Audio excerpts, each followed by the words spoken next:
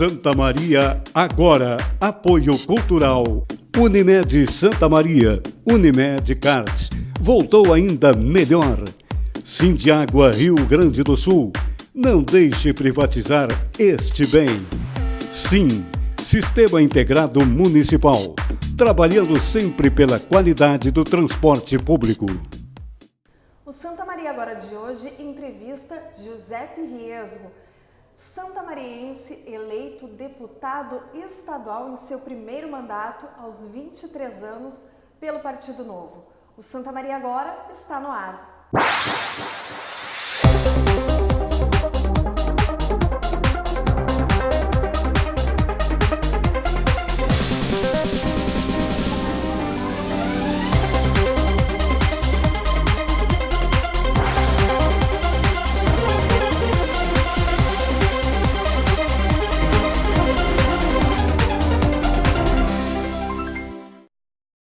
Muito boa tarde para você que nos assiste pelo canal 19 da NET, nos acompanha também pelo site santamaria.tv.br e acompanha as nossas redes sociais. Nós estamos no facebook.com/TV Santa Maria e também no Twitter, @TV Santa Maria 19. Você pode nos enviar a sua sugestão de pauta para o e-mail tvsm@santamaria.tv.br ou para o nosso novo telefone 3213-7213. Interaja conosco e colabore com a nossa programação. O Santa Maria Agora tem o apoio cultural de Unimed Santa Maria. Novo Unimed Card voltou ainda melhor. Sindiágua Rio Grande do Sul, não deixe privatizar esse bem. E sim, Sistema Integrado Municipal, trabalhando pela qualidade e modernidade do transporte público. E como anunciado na abertura do nosso programa, está aqui conosco no novo estúdio da TV Santa Maria, o santamariense Giuseppe Riesgo, ele que foi eleito deputado estadual com 16.224 votos para ocupar a 54ª cadeira na Assembleia Legislativa Gaúcha, nessa que foi a primeira eleição disputada por ele. Seja muito bem-vindo, deputado.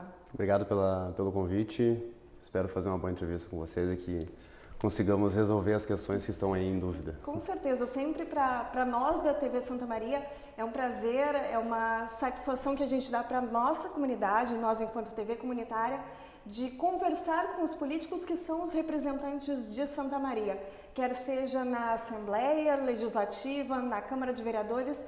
Isso para nós é muito importante, acho que essa é uma das nossas funções que a gente busca cumprir. Então, mais uma vez, muito obrigada.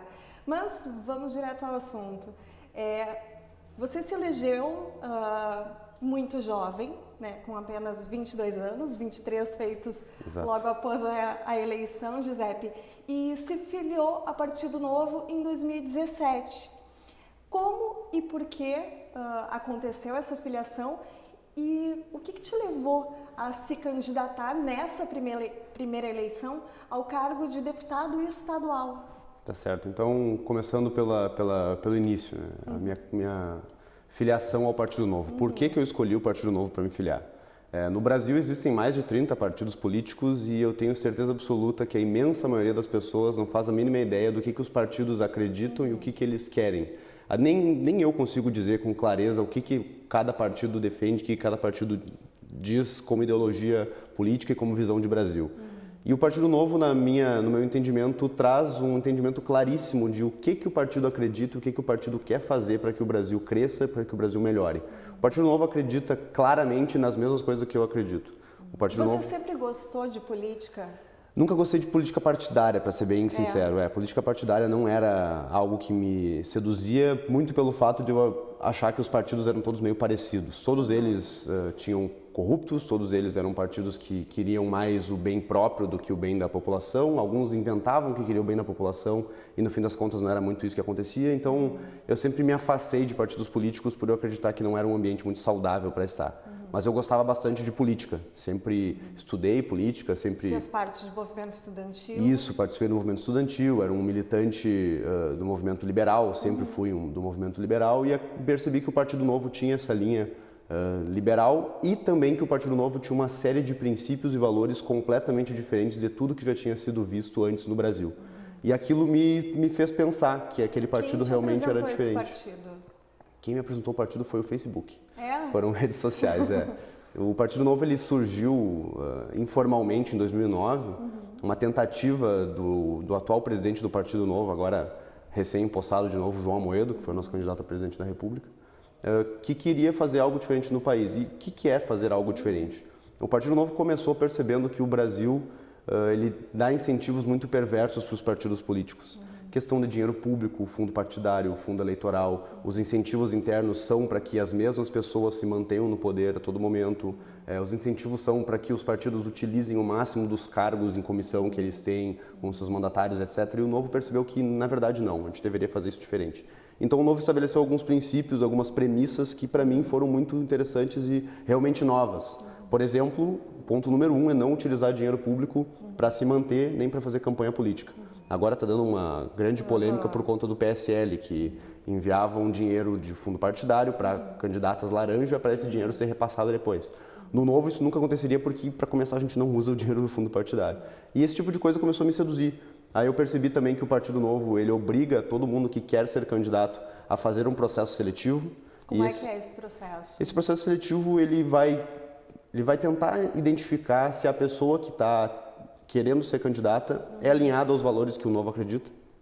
Porque de nada adianta nós falarmos que o Novo faz isso, o Novo acredita nisso, se na hora de alguém ser candidato não for avaliado se essa pessoa realmente acredita naquilo, né? E já no momento da sua filiação, você já tinha aspiração a se candidatar a algum cargo ou era só uma filiação por militância, para conhecer um pouco mais do partido? Eu tinha a intenção de me candidatar a algum cargo. Estava vendo como é que ia funcionar o processo interno e se eu ia passar no processo seletivo.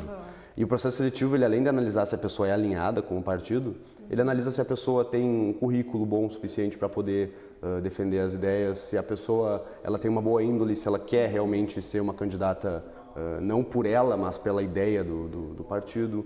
Analisa também se a pessoa tem capacidade de oratória, se ela tem capacidade de reunir pessoas em volta dela para divulgar as ideias do partido. Então, é um processo muito bem feito, muito bem estruturado. E eu gosto de dizer esse exemplo, é tão bem feito, tão bem estruturado, que eu não passei no primeiro processo seletivo. Ah, é?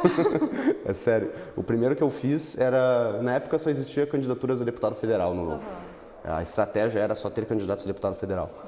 E eu, como eu estava pela causa ali, por gostar da ideia, eu me inscrevi no processo para deputado federal e eu não passei.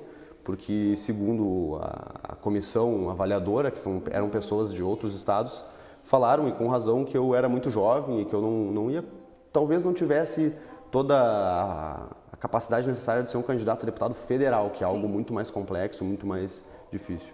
E aí, depois daquele primeiro processo que eu não passei, eu me aprimorei nos pontos que eles falaram que eu deveria melhorar. Mostrei para eles que, apesar de jovem, eu tinha capacidade de ser candidato. E aí, no segundo processo seletivo, aí eu fui aprovado. Para ser candidato a deputado federal, eu fui aprovado. Mas depois eu troquei para estadual. Por quê?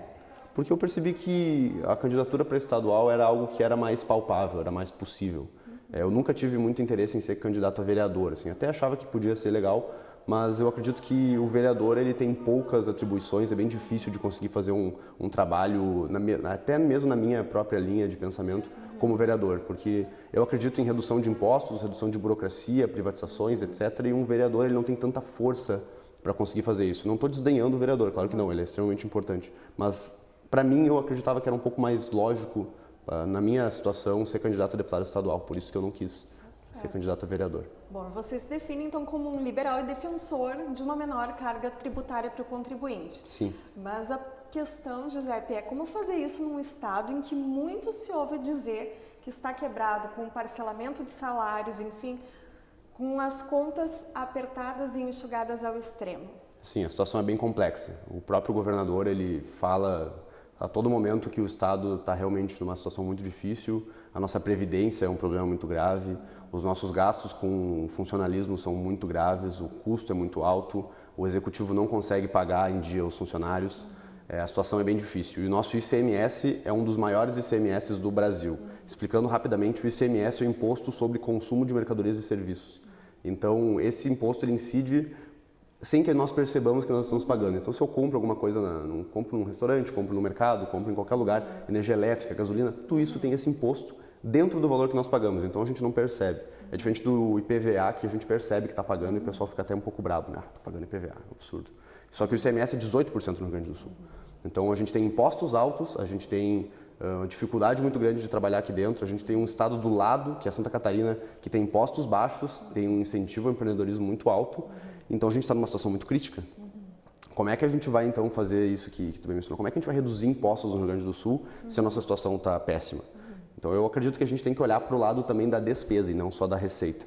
A solução para um estado se resolver financeiramente não é só aumentar impostos e cobrar mais dinheiro do povo. A solução, na minha visão, é diminuir os gastos. Porque de nada adianta nós aumentarmos impostos se isso vai destruir com a economia local. Isso vai fazer com que as empresas não queiram se instalar aqui. Isso vai fazer com que as pessoas consumam menos. Isso vai fazer com que o dinheiro não fique mais no bolso da população, e sim no bolso, no caixa do Estado, no bolso dos políticos. E isso não é o que eu acredito. Então, a gente pode trazer exemplos de diversos estados que reduziram impostos, reduziram burocracia, facilitaram a vida do empreendedor e assim conseguiram crescer economicamente. O Rio Grande do Sul parece que ele vai para a linha contrária. Ele aumenta impostos, ele pune aqueles que estão tentando produzir e assim a gente vai cada vez mais chegar no fundo do poço, que é onde a gente está chegando. Então, eu acredito que a gente tem que cortar gastos e depois que nós conseguimos cortar os gastos, começar a tentar reduzir impostos, porque a redução de impostos pode fazer com que aumente a arrecadação. Porque menos impostos é mais consumo, é mais trabalho, é mais empresas chegando, então é bem possível que se aumente a arrecadação com a redução de impostos a longo prazo, claro, não de uma hora para outra, a longo prazo. Sim. E o Rio Grande do Sul tem uma economia centrada na produção agrícola, né? Agropecuária. Sim. Como fazer para a gente conseguir diversificar isso? Pensando em Santa Maria e região, que também tem quarta colônia, agricultura familiar, como incentivar o empreendedorismo aqui?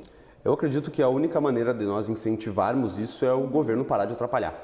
Porque todo mundo que já tentou empreender e todo mundo que trabalha hoje em dia empreende sabe muito bem que o maior inimigo que ele tem é o governo. O governo proíbe, o governo dificulta, o governo cobra taxas, o governo te impede de fazer alguma coisa até que ele te dê uma resposta e ele demora para te dar a resposta e na hora que ele vai te dar a resposta é uma resposta totalmente diferente do que vinha acontecendo antes. Um exemplo muito claro é às vezes a vigilância te pede para fazer uma alteraçãozinha aqui, uma alteraçãozinha ali, se tu não faz, tu não pode trabalhar. Se tu não paga a taxa, tu não pode trabalhar. Então é muito difícil de trabalhar. E tudo isso é muito demorado, né? Exato, é muito difícil. Essa emissão de alvarás é extremamente morosa. E não só a emissão de alvará, mas a fiscalização contínua. Existem empresários que dizem que sempre que a fiscalização vem na empresa deles, parece que a fiscalização não tem interesse em educar, em mostrar o que pode ser feito melhor para que o produto seja de melhor qualidade e atenda às necessidades do cidadão. Normalmente a fiscalização vem para tentar punir. E isso não é uma visão correta de Estado. Punir e multar. Exato. Então, sem educar. Exato. Esse é o problema. Então, na minha visão, a maneira mais fácil de nós incentivarmos as pessoas a produzirem mais, a empreenderem mais, a crescerem, a empregarem mais, é reduzindo as dificuldades e reduzindo a burocracia do Estado. E é por isso que a minha atuação hoje lá na Assembleia Legislativa está indo muito nessa linha. Já estou criando agora a Frente Parlamentar de Revisão Legal, para nós revisarmos as leis do Estado que são desnecessárias, para que nós possamos revogar as leis que atrapalham e que incomodam, para que nós possamos revisar as leis que não precisam ser revogadas e que nós possamos compilar leis que tratam do mesmo assunto. Porque é uma loucura, as leis do Rio Grande do Sul são uma loucura. É o paraíso dos advogados. Os advogados, eles encontram as mais diversas leis para poder atuar. E então, o Rio Grande do Sul ele tem essa dificuldade enorme. Então, eu acredito que para que nós possamos incentivar a produção, a diversificação, etc., só tem um caminho. Diminuir a burocracia, diminuir o quanto o Estado atrapalha esses cidadãos. Bom, Giuseppe Riesgo tem o foco na solução, né? Essa foi uma das suas propagandas de campanha. Sim.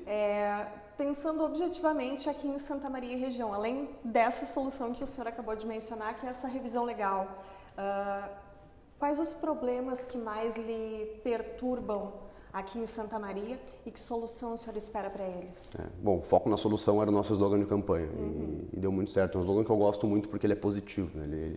Ele leva para o caminho correto. Eu acredito que Santa Maria ela tem uma dificuldade muito grande com infraestrutura e com acesso logístico. Nós temos uma via férrea que não é muito utilizada e os nossos acessos rodoviários são precários. A RS 287 é terrível, é precária, é muito ruim, não é duplicada, tem excesso de acidentes e é uma das vias mais importantes do centro do estado. Sim, de ligação com a região metropolitana, né? Exato. Nós temos também universidades diversas que dão um capital humano muito bom, pessoas hiperqualificadas que saem das nossas universidades, Mas o que a gente vê de tendência? A tendência é que todo esse pessoal não queira ficar em Santa Maria e queira ir para os maiores centros, para Porto Alegre, para Florianópolis, para São Paulo, porque a gente não tem aqui tanta empresa e tanta oportunidade para essas pessoas e talvez não seja tão sedutor para eles continuar aqui. Então eu acredito que as soluções principais para Santa Maria são, num primeiríssimo momento, melhorar a nossa infraestrutura de acesso e facilitar o empreendedorismo na cidade para que nós possamos reter os cérebros aqui em Santa Maria, porque nós somos uma exportadora de cérebros, digamos assim, é um termo que se utiliza.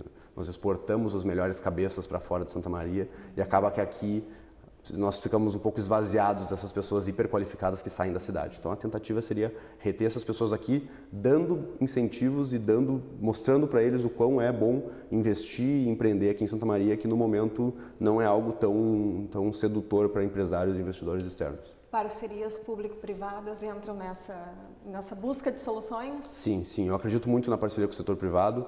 Eu gostaria muito que a Universidade Federal de Santa Maria fizesse mais parcerias com setores privados. Eu gostaria que tivessem empresas que trabalhassem lá dentro da universidade. Eu sei que é extremamente burocrático, é muito difícil, isso vai muito além da vontade só do reitor ou dos seus pró-reitores, é um sistema bem mais complexo, mas eu acredito que dá sim para fazer algo com a Universidade Federal de Santa Maria, que querendo ou não é o nosso ativo mais importante na cidade, junto com os militares. E eu acredito também em parcerias público-privadas para melhorar a infraestrutura da nossa cidade. A rodovia RS 287 não vai ser duplicada pelo governo estadual, não vai ser melhorada pelo governo estadual, simplesmente porque não tem dinheiro, não tem incentivo nenhum para que o governo estadual venha e coloque dinheiro na rodovia se não está conseguindo nem pagar o funcionalismo. Então a única solução é fazer uma concessão bem feita, com regras bem estabelecidas, mostrando que a concessionária que pegar aquele trecho, seja o trecho completo, seja dividido em outros trechos, ela tenha que fazer manutenção da via com uma periodicidade mínima e faça uma duplicação numa quantidade limite de tempo. Eu acredito que essa é a solução principal para que a nossa rodovia seja duplicada, para que a nossa cidade comece a ter um acesso melhor. E a questão das ferrovias aí já é um tema muito mais complexo, é um tema já de governo federal, não tem muito o que a gente fazer, a não ser pressões e pedidos, mas na prática é muito mais com o governo federal. Nas redes sociais, durante sua campanha, você fez várias inserções com o deputado federal eleito também pelo Partido Novo, mais votado, o Marcel Van Hatten. Sim. E em comum no discurso de vocês é essa proposta de renovação, jovens na política, mas para além de serem novos rostos, qual é a renovação que vocês defendem de fato? Algumas das ideias não são exatamente novas, como a parceria público-privada ou as privatizações, mas o que se propõe de novo nisso tudo? Bom, eu já discordo de ti nesse ponto. Eu acho que privatizações são temas que o Brasil abordou brevemente nos anos 90, não foi bem feito da maneira correta. Qual foi o erro? Foi muito tímido, foi muito pouco. Foram poucas privatizações. Por mim, privatizava muito mais. Na minha visão, o Estado não deveria ser dono de empresas públicas. E isso dá bastante polêmica. Porque o Estado ele gera incentivos incorretos, as diretorias são todas indicadas por políticos, é um político que coloca um parceiro dele lá para ser o presidente, para ser o diretor. Os salários são muito acima da realidade. Tem empresa pública que está com salários altíssimos, que são muito distantes da iniciativa privada. Talvez pela corrupção também. Pode ser. Eu não confio muito em político, entende? Eu não gosto muito de saber que a empresa pública está na mão de um político. Eu não acho isso a melhor maneira de se administrar uma empresa. E a gente sabe muito bem que as empresas públicas elas são utilizadas também como cabide de emprego, como meio de corrupção. Ela gera internamente, o funcionário da empresa pública ele sabe do que eu estou falando. Tem gente que não trabalha, é muito difícil demitir aquela pessoa que não trabalha. Quem trabalha fica chateado por conta disso, porque ela tem que trabalhar mais e vai reclamar para quem. Então a empresa pública ela tem tudo para dar errado. Algumas acabam dando certo, porque são setores que se dá errado é muito difícil, tipo o setor petrolífero, o setor bancário é muito difícil de uma empresa dar prejuízo, ainda mais sendo monopolista do setor. Então, na minha visão, empresas públicas deveriam ser todas sim privatizadas. E a questão da mudança, o que o Novo está fazendo de diferente?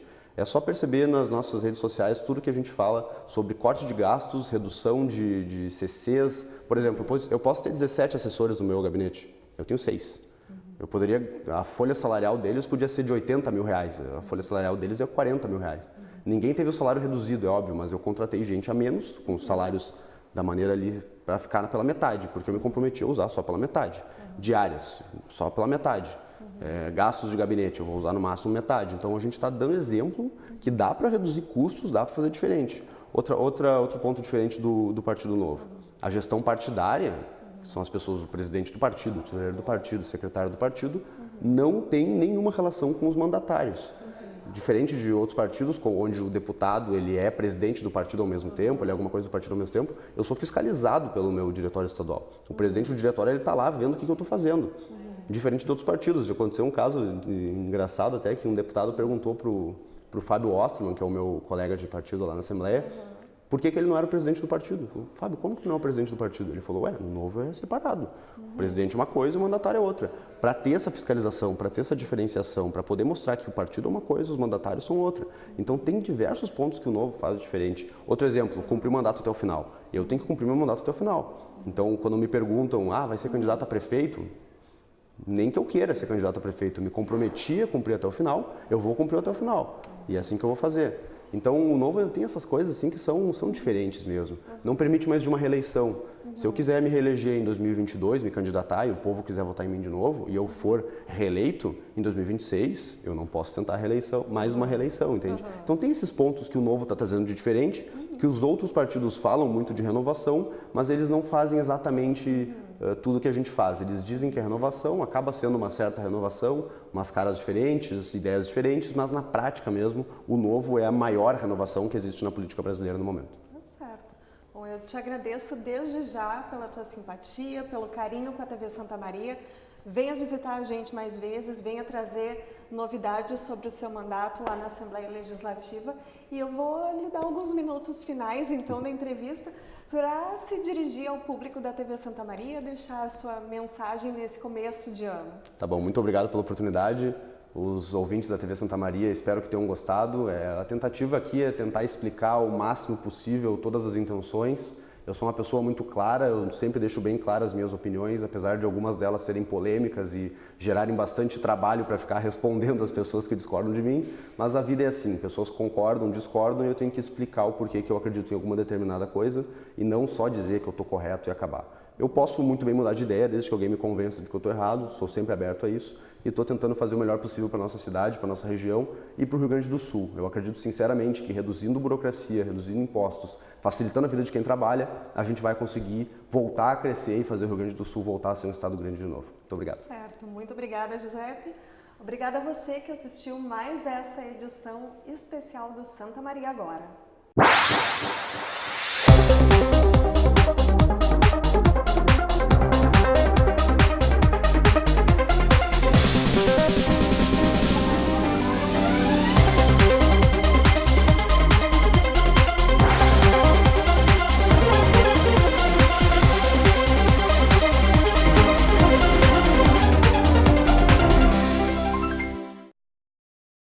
Santa Maria Agora. Apoio Cultural.